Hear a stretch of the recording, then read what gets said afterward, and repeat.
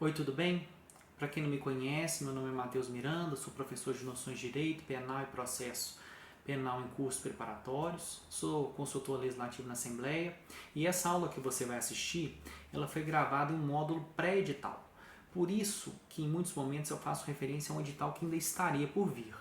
Mas não se preocupe, aula 100% compatível com o edital da Assembleia de 2022, ok? Aqui na descrição do vídeo tem link para a compra de 3 cadernos de questões, bem interessantes porque tudo muito focado, tudo inédito e comentado. Tem um módulo só sobre noções de direito que serve para todos os cargos de nível médio e quase todos os cargos de nível superior, ok? Só não serve para procurador e consultor legislativo, então consultor do processo, jornalista, arquiteto, contador, serve para todos eles. Temos um segundo módulo agora voltado para o cargo de técnico de apoio legislativo, porque tem questões inéditas comentadas no estilo da banca, das disciplinas de português, raciocínio lógico, matemática e noções de direito. E tem um terceiro módulo, que é voltado para o cargo de policial legislativo, com questões inéditas comentadas de noções de direito, raciocínio lógico, primeiros socorros e português. Ok? Deu dúvida? Não sabe direito o produto? Tem aqui meu telefone, tem meu WhatsApp, você pode me mandar um contato. Eu envio a amostra grátis desses materiais para você conhecer e entender que é uma importantíssima ferramenta na sua preparação, ok? Porque você tem que saber uma coisa: sem revisão e muita questão, não há aprovação. Boa aula! Olá, seja muito bem-vindo, seja muito bem-vinda à aula 7 do curso de Noções de Direito do Pré-ALMG do Aprobare. Estou um pouquinho diferente, viu, gente? Mas sou eu mesmo, professor Matheus Miranda. Bom, hoje nós vamos entrar num assunto importantíssimo, que é a personificação do poder legislativo, que é a figura do parlamentar. E como nós estamos diante de um parlamento unicameral, porque nos estados da federação, somente a Casa Legislativa da Assembleia, nós vamos então estudar a personificação do Poder Legislativo Estadual, que é o deputado estadual.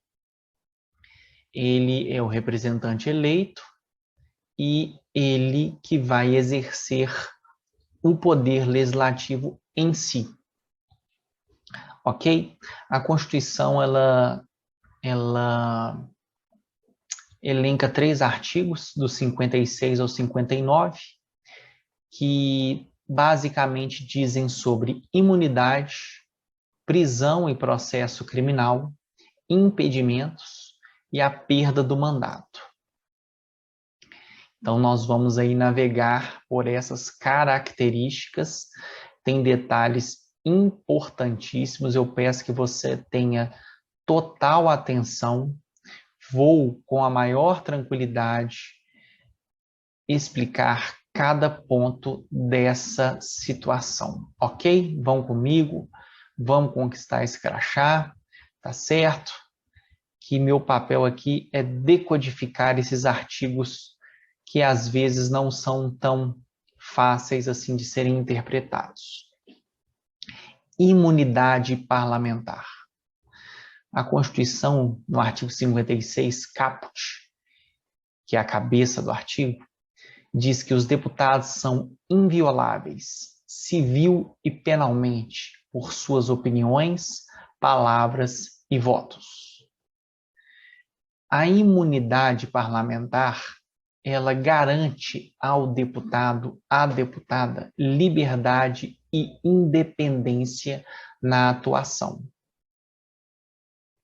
Fim último da imunidade parlamentar: garantia de independência e liberdade no exercício do mandato.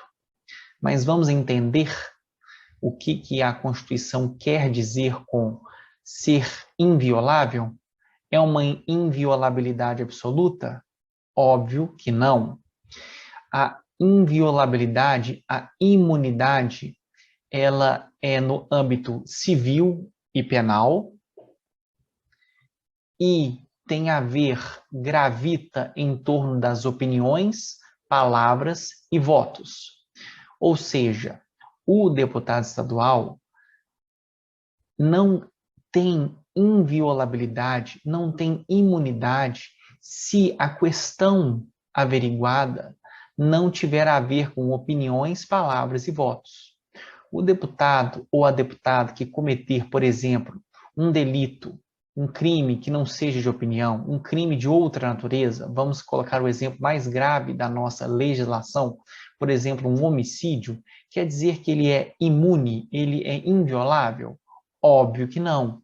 A inviolabilidade é aquela característica que garante independência e liberdade no exercício do mandato. Então, é sobre suas opiniões, palavras e votos. Ok? Um deputado nunca pode sofrer sanções civis ou penais por suas opiniões, palavras e votos. Ok? Isso garante liberdade e independência para o exercício do mandato pelo deputado. Ah, professor, o deputado cometeu um crime. Ele vai ser imune a isso? Depende. Se o crime for de opinião, se o crime estiver relacionado com o exercício do mandato, sim. Se o crime não estiver relacionado com o exercício do mandato, ele vai sim responder e tem características para que isso aconteça, que é o que nós vamos adentrar agora. Bom, prisão e processo. Os deputados, desde a expedição do diploma, são julgados perante o TJMG. É o que diz o artigo 56, parágrafo 1º. Deixa um pouquinho de lado essa questão da expedição do diploma, que eu vou explicar um pouquinho mais à frente. O que eu quero agora explicar é esse foro especial por prerrogativa de função. É o vulgarmente conhecido como foro privilegiado. O nome técnico, o nome correto e o nome que virá na sua prova é foro especial por prerrogativa de função. E no caso dos deputados estaduais, o foro especial por prerrogativa é o Tribunal de Justiça de Minas Gerais. Ele é a nossa segunda instância. Eu, você, um cidadão comum, se cometermos algum delito, nós temos como foro o juízo da primeira instância, um juiz singular que nos julgará. Já os deputados estaduais têm o foro especial por prerrogativa de função no Tribunal de Justiça de Minas Gerais. Eles são julgados na segunda instância. Então, na sua prova, o foro por prerrogativa de um deputado ou tem que estar vinculado à alternativa do Tribunal de Justiça de Minas Gerais ou a uma alternativa que diga segunda instância da Justiça Estadual. Ok? E o deputado tem esse foro por prerrogativa desde a expedição do diploma. A Constituição não falou em nenhum momento até esse artigo sobre diploma.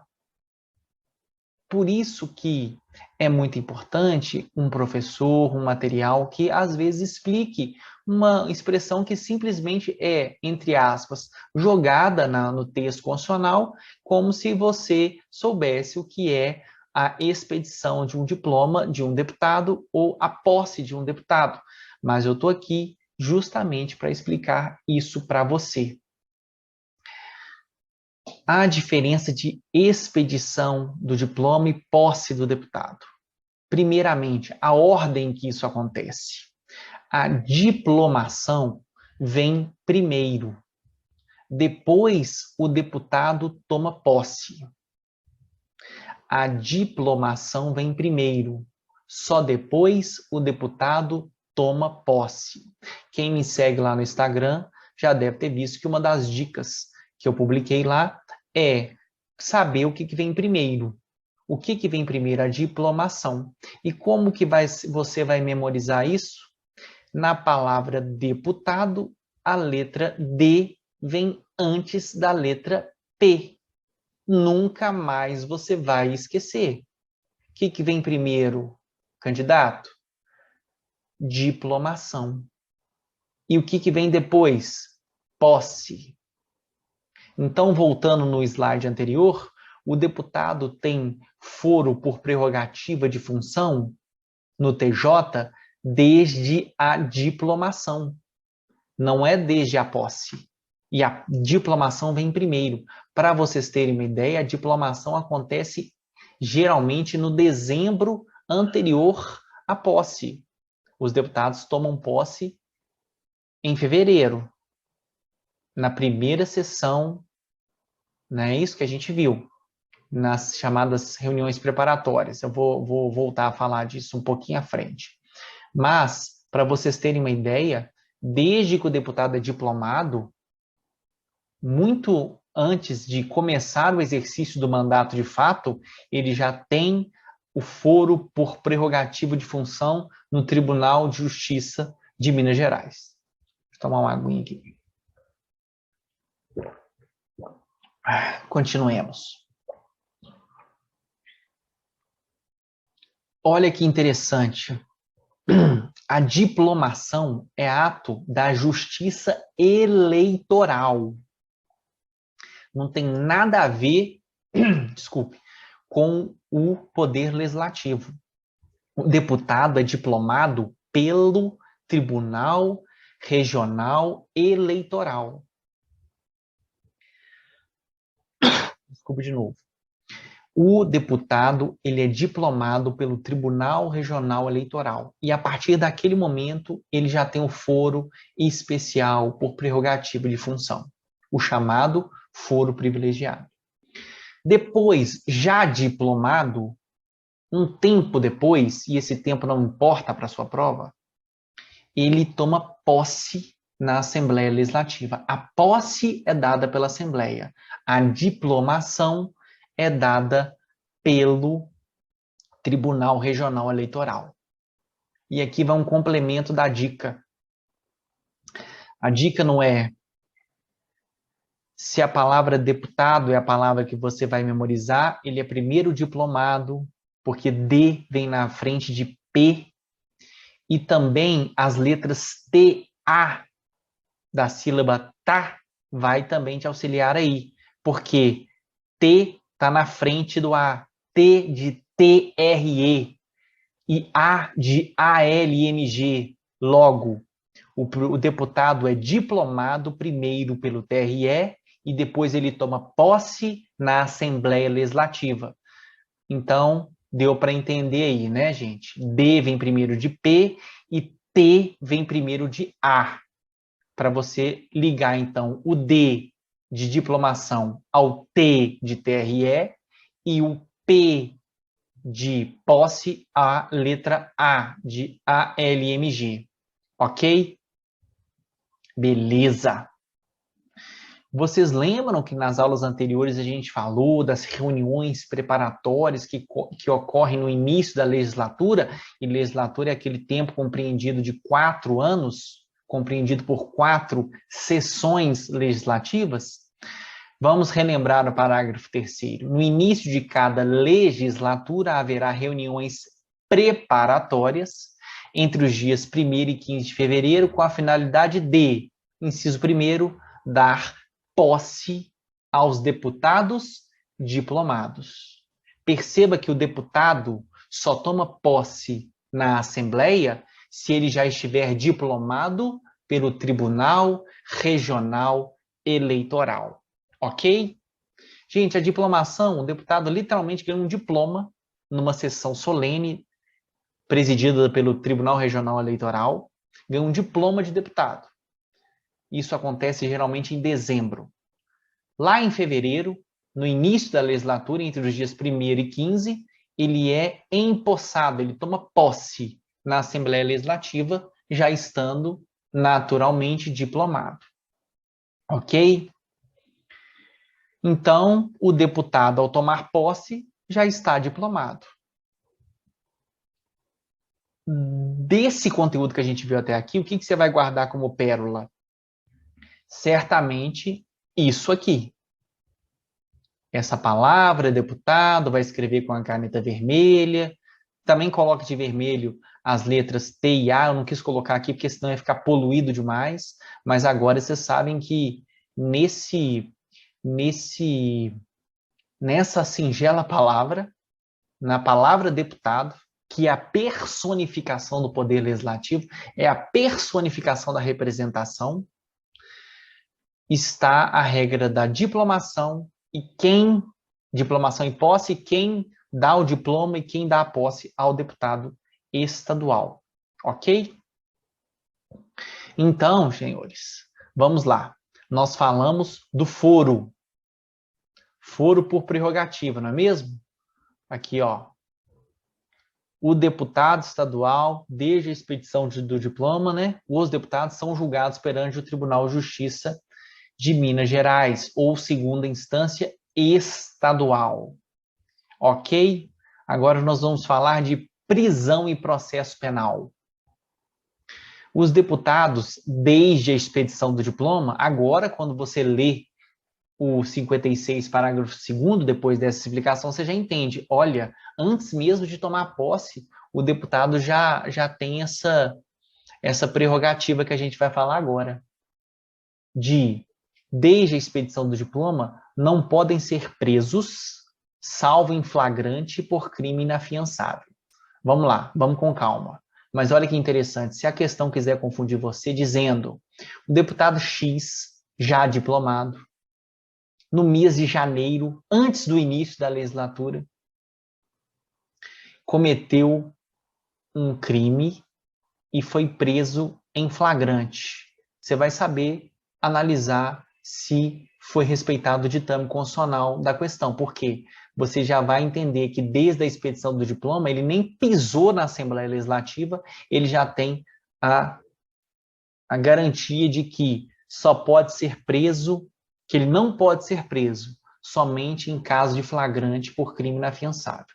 Vamos tentar aqui, são termos bem técnicos, termos da área do direito processual penal, mas a gente vai decodificar aqui para você. Desde a expedição do diploma, já está tranquilo. Não podem ser presos, é uma coisa também de fácil compreensão. Então, a regra é não podem ser presos, desde a expedição do diploma. A única ressalva é que essa prisão seja em flagrante, e flagrante é o crime está acontecendo, acaba de acontecer, é encontrado logo após, é perseguido.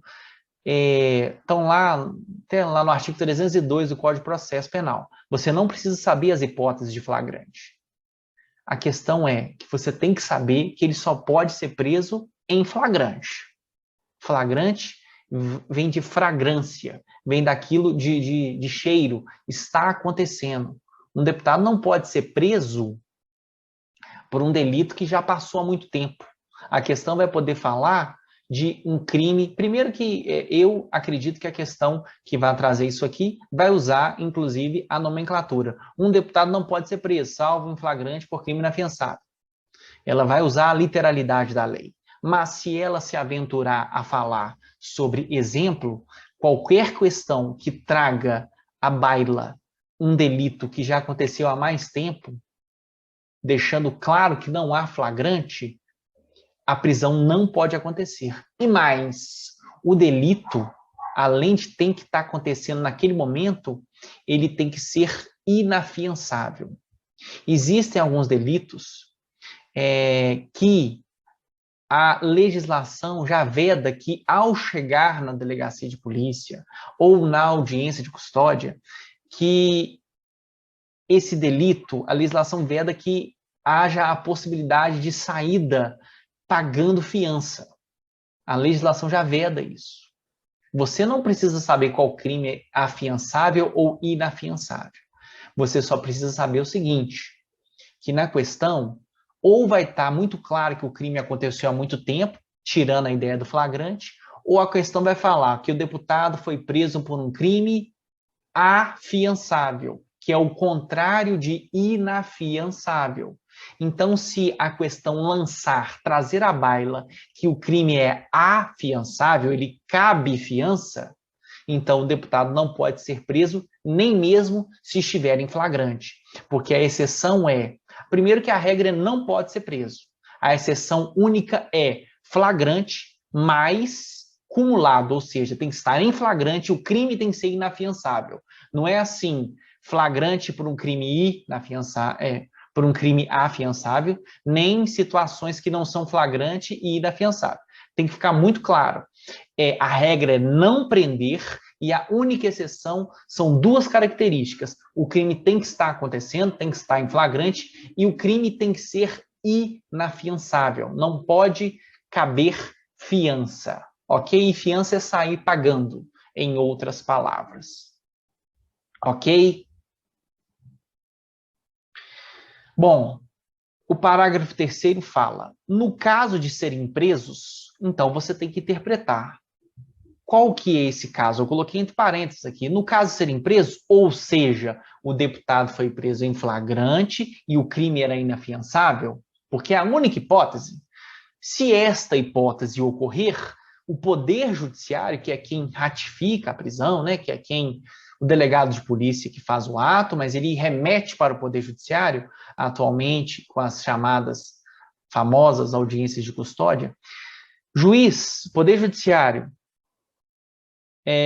recebeu uma prisão em flagrante de crime inafiançável de deputado, ele vai aceitar a prisão? Vai, porque é a única hipótese que o deputado pode ser preso. Mas o que ele tem que fazer em 24 horas? É mandamento constitucional. Tem que enviar para a Assembleia, para que a Assembleia resolva a questão sobre a prisão. Nunca confunda isso.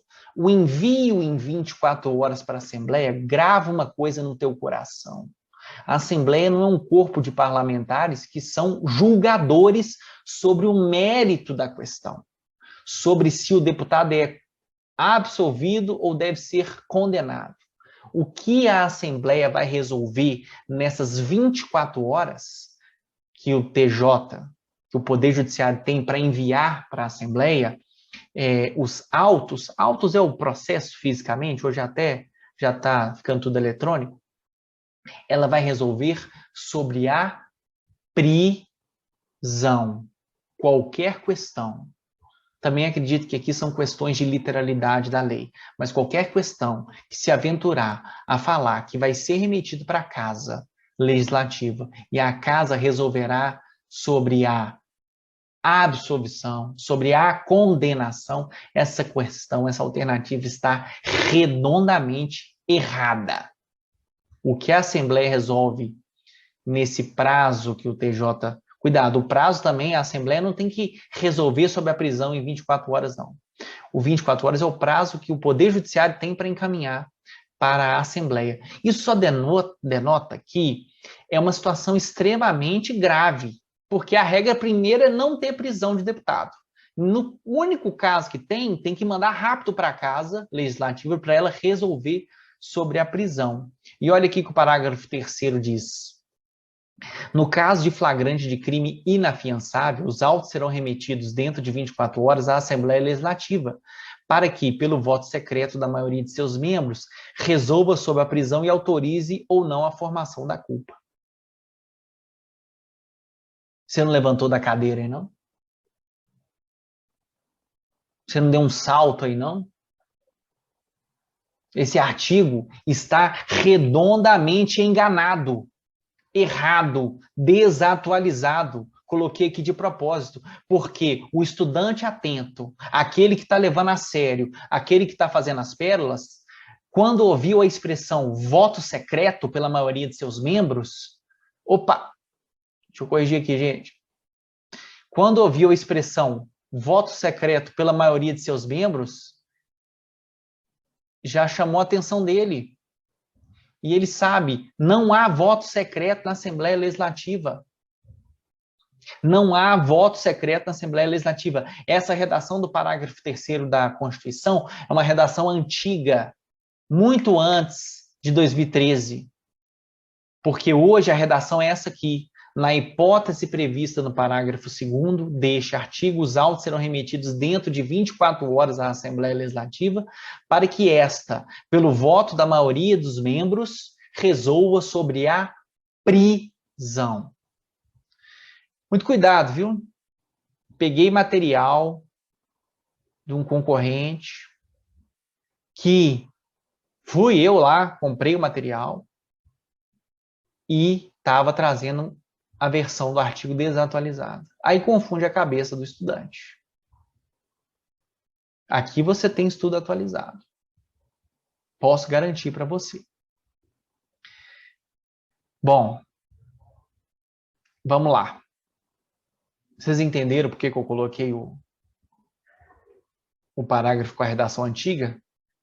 Porque eu queria que causasse estranheza em você que está lendo isso, que está ouvindo isso e viu a palavra secreto. Porque eu já, na aula anterior, deixei claro que na Assembleia não há votação secreta para nada, nem para as questões mais graves. Prisão de deputado, perda do mandato de deputado, derrubada de veto do governador, tudo o voto é aberto, garantindo transparência, garantindo que o representado saiba o que o seu representante está fazendo com o mandato outorgado pelo voto popular, ok? Então, qual que é a redação correta? Qual que você vai escrever hoje na pérola?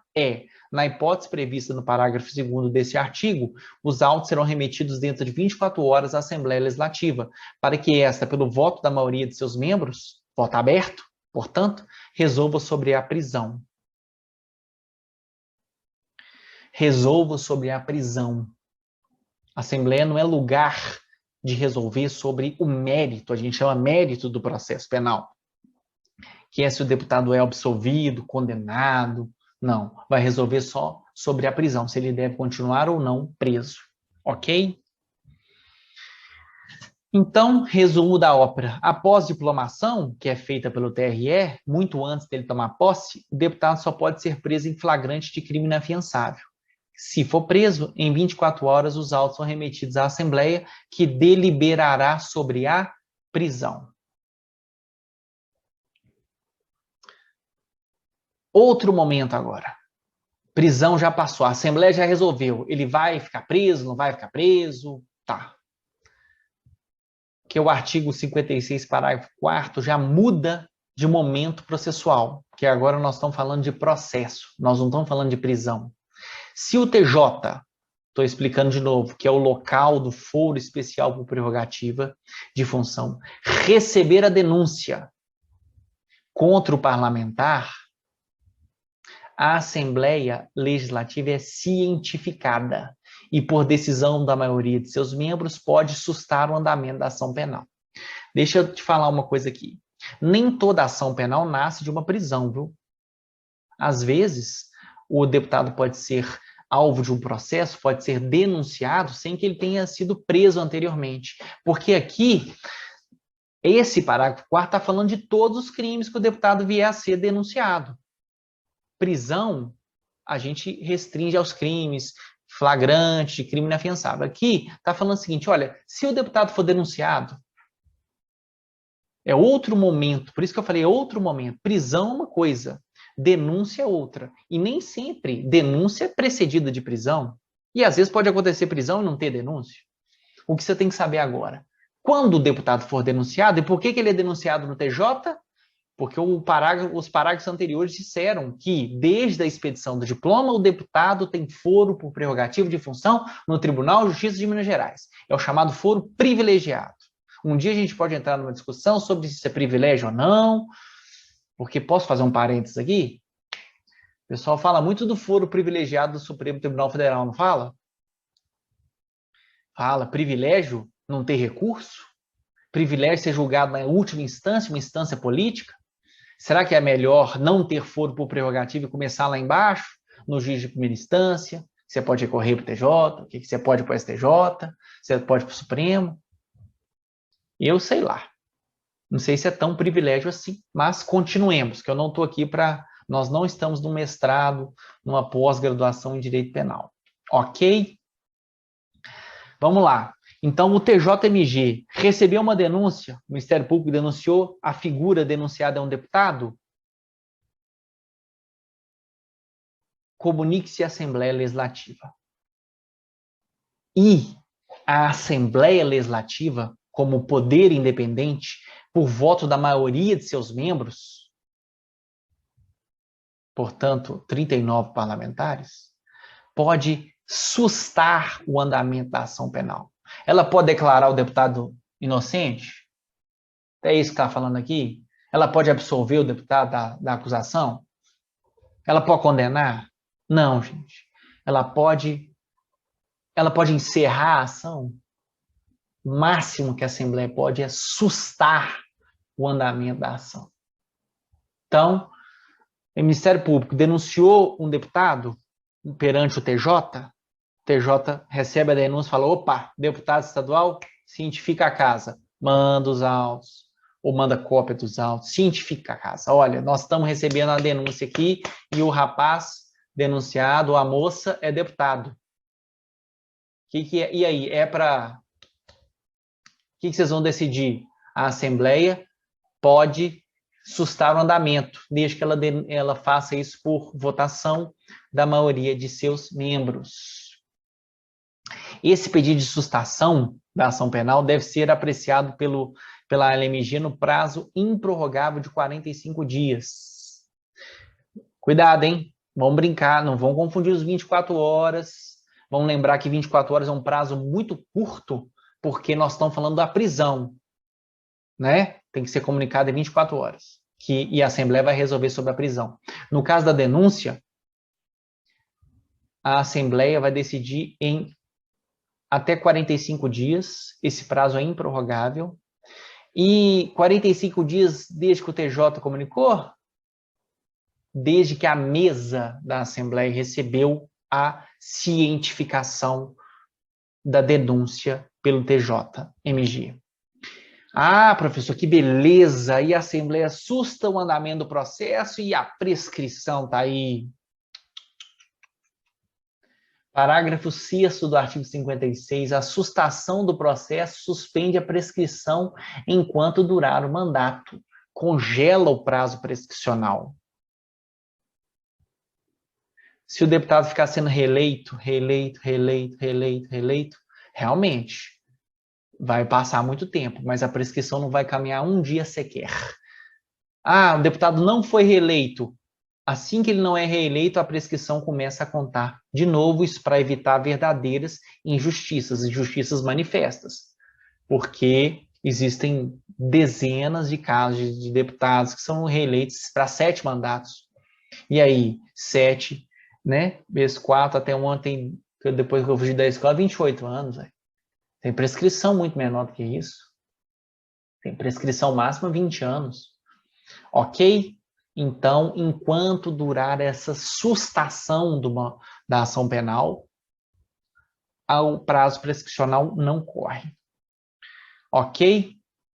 Quero falar mais algumas observações aqui. Ler com vocês.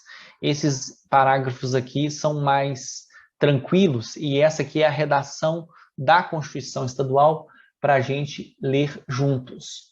O deputado não será obrigado a testemunhar sobre informação recebida ou prestada em razão do exercício do mandato, nem sobre pessoa que a ele confiou ou dele recebeu informação.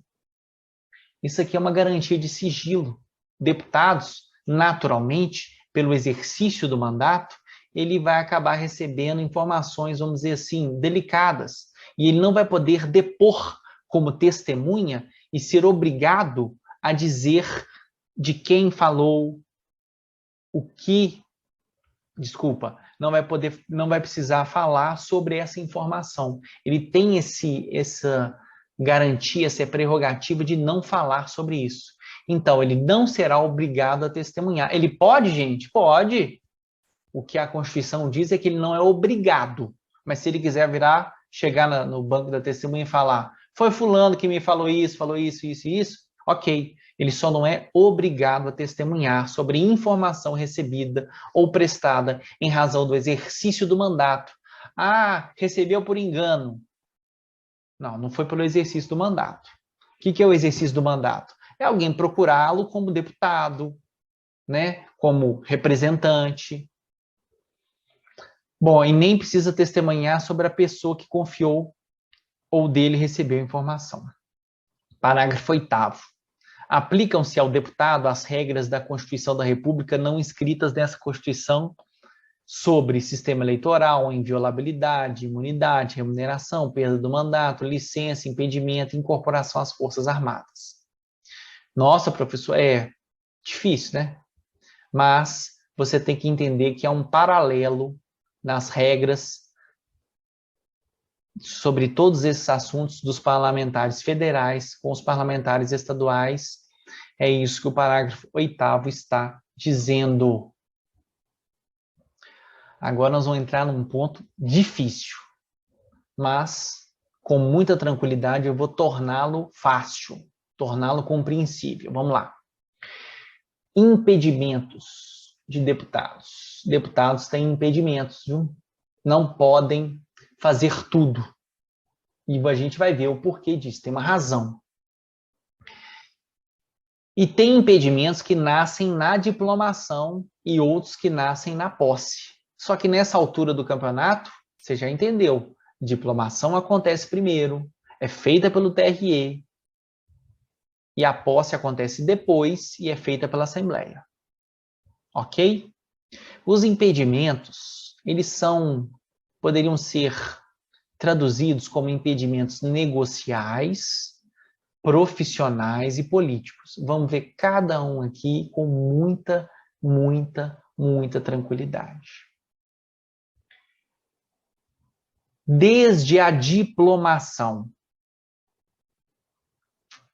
o deputado é impedido de firmar ou manter contratos com o poder público, salvo quando o contrato obedecer a cláusulas uniformes.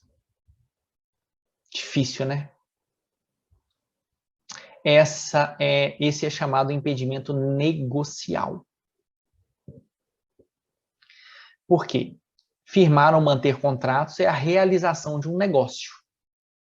Então, desde a diplomação, antes mesmo de tomar posse, o deputado não pode firmar ou manter contratos com o poder público, salvo quando obedecer a cláusulas uniformes. Vocês acham que a Constituição estava assim bonitinha, firmar ou manter contratos com o poder público?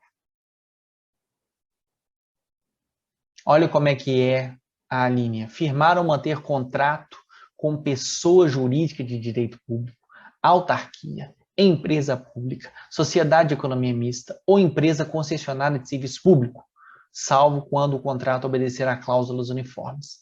Eu acho isso demais para uma pessoa que nunca viu um texto como esse absorver essa linha desse tamanho. Então, o professor Matheus aqui, ele transformou essa linha nisso aqui. Firmar ou manter contratos com o poder público, salvo quando o contrato obedecer a cláusulas uniformes. Por quê? Primeiro você entende isso, que é poder público. Não pode manter contrato com o poder público.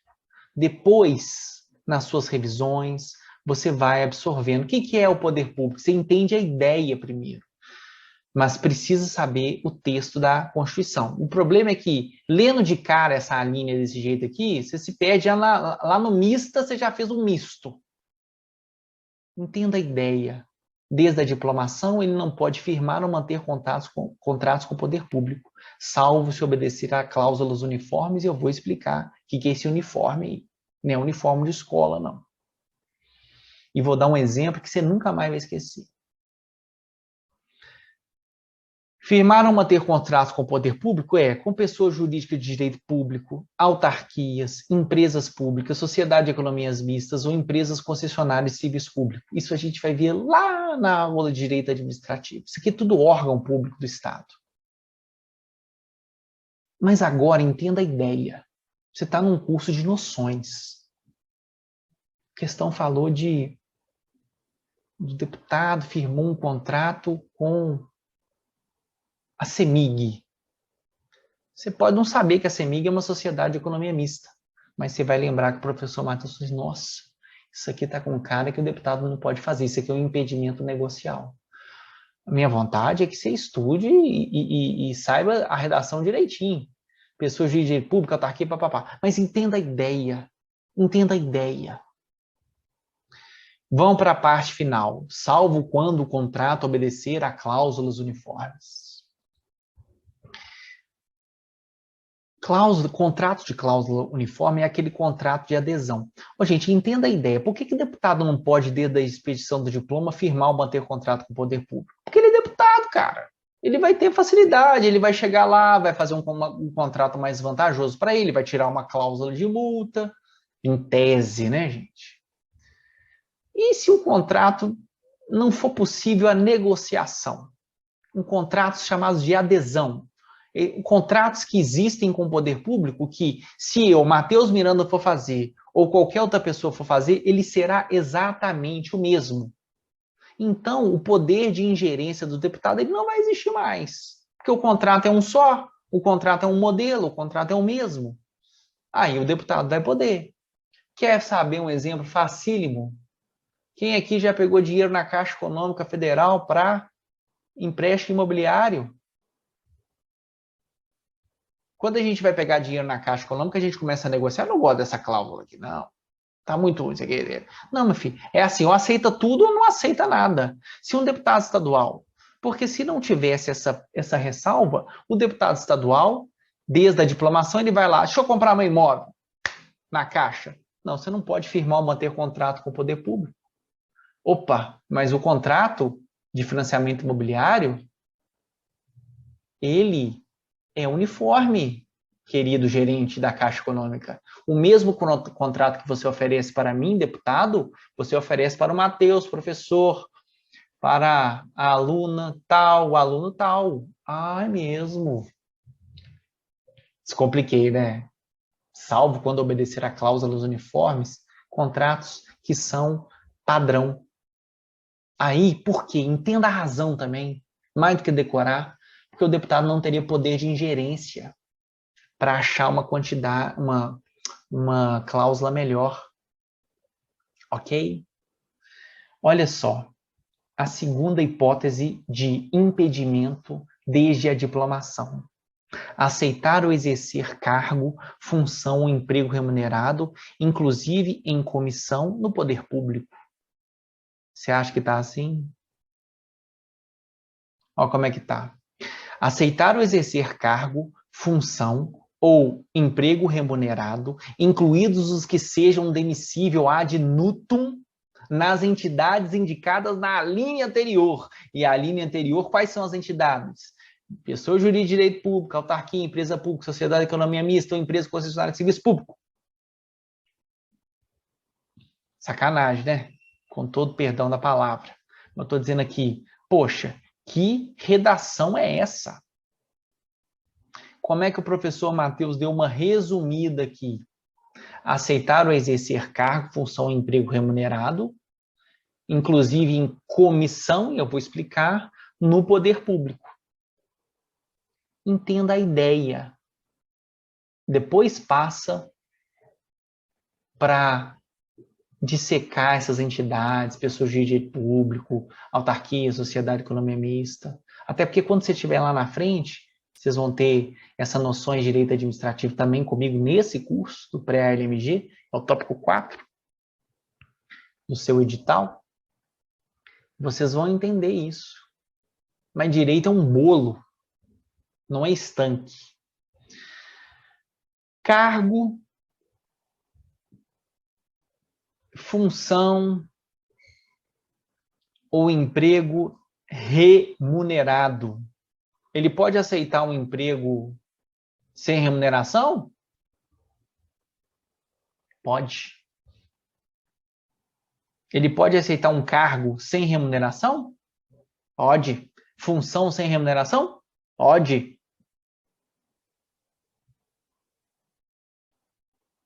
Incluídos os que seja demissível ad nutum. Puxa vida, né? Constituição estadual, que é um texto que todo mundo poderia ler. Que alguém lê um ad nutum desse aí e consegue captar? Ad nutum nada mais é do que os cargos em comissão, os cargos de confiança. Ad nutum é aquele que pode ser demitido a qualquer momento. Não tem estabilidade.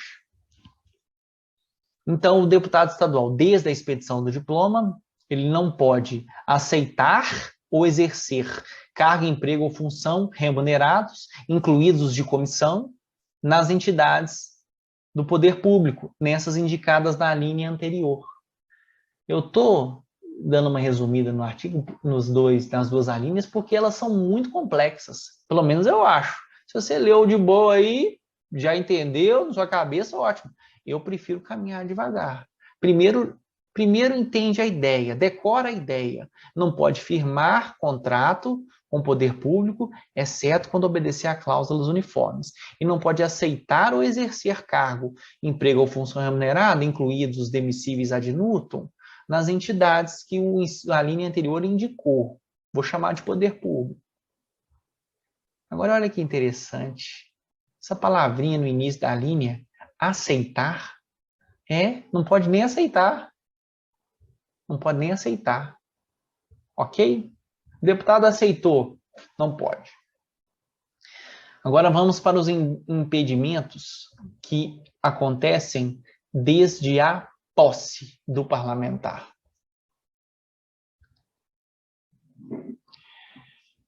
Olha só.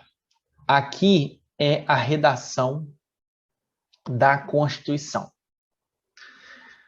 Desde a posse não pode esses quatro impedimentos. Posse depois da diplomação, lembra? Posse na Assembleia. Então, entre a diplomação e a posse, ele tem que arrumar isso aí. Todas essas alíneas aí, que estão na sua tela projetada agora, o deputado diplomado pode fazer. Que ele está ali bem no meio. Uma coisa é não poder desde a diplomação, aqui é desde a posse, ok? Então ele tem que arrumar a casa dele aí entre esses dois momentos. A. Ser proprietário, controlador ou diretor de empresa que goze de favor decorrente de contrato com pessoa jurídica de direito público ou nela exercer função remunerada. O que é a ideia aqui? Ele não pode ter relação com empresa que goze de favor decorrente de contrato com o poder público. Vocês vão ter que decorar. O que eu estou fazendo aqui é tentar explicar, tentar resumir um pouquinho para a informação entrar na sua cabeça. Esse aqui são os impedimentos profissionais. Ele não pode ter relação com a empresa que goze de favor decorrente de contrato. Não pega bem. B. Ocupar cargo ou função de que seja demissível ad nutum nas entidades indicadas no inciso 1. Então, não pode ocupar cargo ou função nas empresas desses contratos. Percebam que desde a posse, os impedimentos da posse, eles se referem a uma relação profissional que o deputado poderia ter até ser eleito. Ele trabalhava numa empresa que goza de um favor com o poder público. Ele ocupava um cargo em uma empresa que tem contrato com o poder público. Entendeu? Entendeu? Vamos para a linha C. Patrocinar causa em que seja interessada qualquer das entidades a que se refere o inciso 1A. Isso aqui é naturalmente um impedimento para deputados que são advogados, porque patrocinar causa é ser advogado de. Coitado de nós, advogados. Se eu me eleger deputado estadual, for diplomado, eu posso patrocinar causa em que seja interessada qualquer das entidades que se refere ao inciso 1A? Posso. Eu não posso desde a posse. Ok? E a linha D do inciso 2 do artigo 57 é o impedimento político. Lembra que na tela bem anterior, vou voltá-la aqui, os impedimentos são negociais, profissionais e políticos? Pois é, os negociais a gente viu, os profissionais acabamos de ver, e os políticos, e o político é esse. O deputado, desde a posse, ele não pode ser titular de mais de um cargo ou mandato público eletivo. Essa aqui é a redação da linha D. Ele tem que escolher qual cargo ele quer exercer. Ok? Só pode... Não, então, o que decorre essa linha? Não se pode acumular cargos públicos. Ok?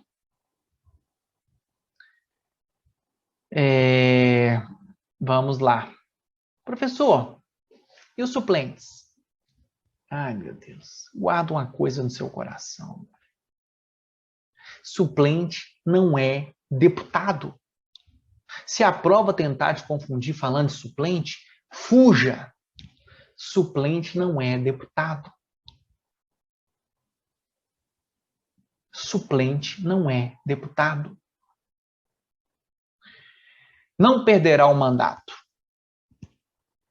Então a gente entra num artigo que fala de situações que o deputado, se ocorrer com ele, ele não perde o mandato. Não perderá o mandato. O deputado é investido em cargo de ministro de Estado, governador de território, secretário de Estado, do Distrito Federal, do território, de prefeitura de capital ou de chefe de missão diplomática temporária. Aqui a redação ela é bem truncada e eu vou te explicar o porquê. Primeiro, o deputado vai cumular a função de ministro de Estado com a de deputado estadual? Óbvio que não, gente. Ele só não vai perder o mandato. Ele vai exercer essa função e não vai perder o mandato. Quando ele voltar dessa função, o mandato dele está preservado. Na Assembleia Legislativa é muito comum que deputados estaduais vão ser secretários de Estado do governador. Isso é muito comum. Era até mais comum nos mandatos anteriores, sabe? É muito comum, muito comum.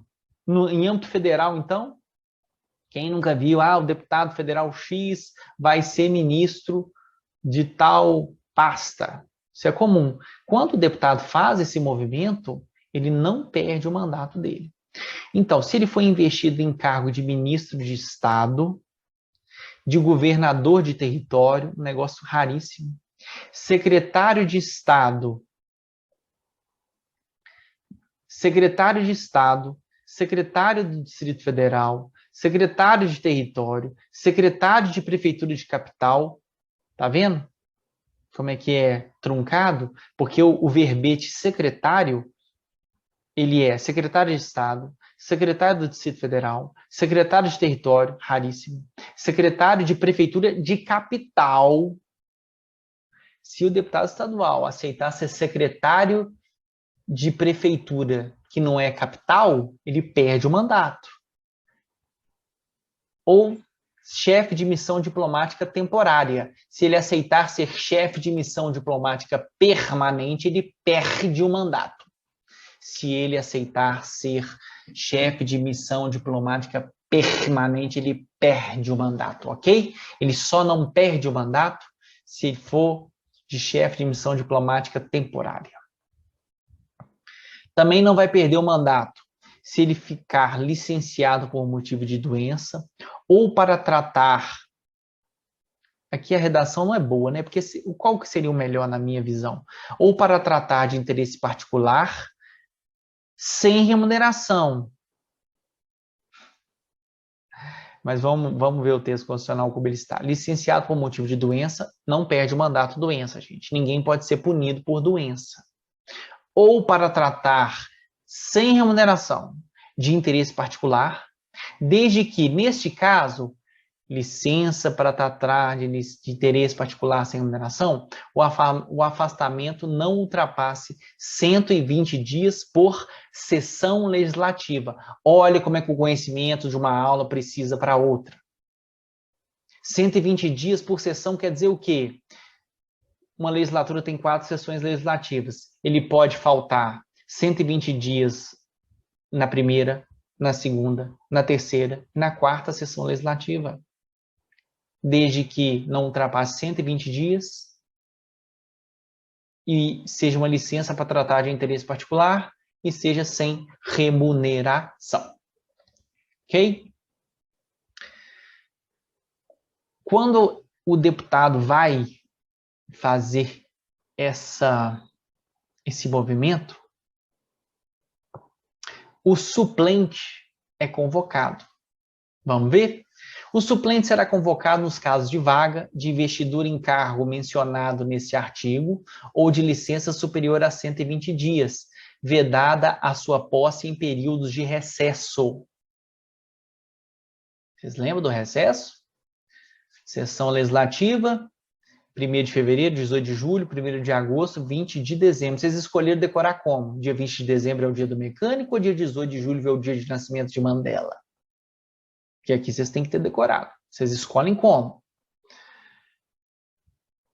Então, o deputado, o suplente, ele vai tomar posse. Não pode tomar posse no recesso, exceto se houver convocação extraordinária da Assembleia Legislativa. Caso em que ele vai tomar posse nessa sessão extraordinária. Lembra que a Assembleia, nos períodos que não estão compreendidos em 1/18, 1/20, ela está de recesso. Só que existem casos em que a Assembleia pode ser convocada de maneira extraordinária. Se acontecesse alinhamento de planetas, que é um deputado suplente tem que tomar posse, não pode tomar no recesso. Mas se no recesso tiver uma reunião extraordinária, aí sim o deputado, o suplente, pode tomar posse. É difícil demais. Sabe por quê? É difícil haver convocação de suplente. Essa sessão extraordinária no recesso é raríssima, para casos gravíssimos. Então, a Constituição está trazendo um detalhe que, se acontecer esse caso raríssimo, aí sim o deputado vai poder, o suplente vai poder tomar posse. Então, a afirmativa, o suplente pode tomar posse no recesso, tecnicamente a resposta é sim, desde que seja uma sessão extraordinária convocada pela Assembleia e, nesse caso, o deputado suplente, o suplente vai ser empossado. Se ocorrer vaga e não houver suplente, far-se-á a eleição para preenchê-la, se faltarem mais de 15 meses para o término do mandato. Aí o parágrafo 3º vai e volta lá no inciso 1º. Puxa, mas a gente já está falando de outra coisa, mas eu volto para você. Lembra quando o deputado não perde o mandato para exercer cargo de ministro de Estado, governador de território, secretário de Estado, secretário do Distrito Federal, secretário de território, secretário de prefeitura de capital ou chefe de missão diplomática temporária? Ele não perde o mandato? Pois é, neste caso, o deputado poderá optar pela remuneração do mandato. É isso que o parágrafo 3º está falando. Por quê? Tem cargos ali elencados que a remuneração é maior que a de deputado estadual. Então, ele pode preferir, optar. Agora, tem cargos ali que tem remuneração menor que a de deputado. Ele vai optar naturalmente pela remuneração de deputado estadual, que vai ser maior. Ok? E, uma mudança recentíssima. 2019, em se tratando de concurso da Assembleia, é recente. O concurso ele ocorre de 7 em 7 anos. Pasmem, segura na cadeira aí. Até 2019, não tinha licença maternidade para deputadas. Mas, em dezembro de 2019, o artigo 59A, vamos falar sobre isso? Para quem nunca teve contato, é uma técnica legislativa que, em vez de você inserir um artigo no final da Constituição, embaralhando, para você deixar próximo artigos afins, é comum colocar esse artigo 59A. Lembra aquela casa que tem um barracão atrás? A casa é a número 20, aí tem a 20A, 20B. É para isso. Então, o artigo 59A é porque ele não tinha na redação original da Constituição. Mas, para evitar de colocar lá no 279, Imagina, está falando de uma coisa, está falando de abelha, e de repente fala de licença maternidade. Então, vamos juntar os conteúdos afins, é para isso. A deputada será concedida licença maternidade, com duração de 120 dias, prorrogável automática e imediatamente por mais 60, salvo em caso de solicitação formal da deputada. E ao deputado será concedida licença paternidade com duração de 15 dias, sem perda de subsídio. Vamos lá. Aqui está falando de licença maternidade, de licença paternidade e de subsídio. Regra, não perde subsídio. Seja deputado homem, deputada mulher. Saiu de licença maternidade ou licença paternidade, o subsídio está preservado. Ok? O deputado, a licença paternidade é 15 dias. Está falando de dias úteis? Não. Se não está falando de dias úteis, não é dias úteis. Deputada, 120 dias. Se ela não falar nada, mais 60. 120 dias se passaram e a deputada quer voltar, ela tem que solicitar formalmente a casa. Aí ela volta. Se ela não falar nada, 120 mais 60, 180 dias. Ok? Tranquilo? Inovação. Tenho certeza que isso aqui vai cair. Eu tenho certeza que isso aqui vai cair. Ok? Senhoras, senhores, espero ter cumprido o objetivo da aula, que era falar sobre deputados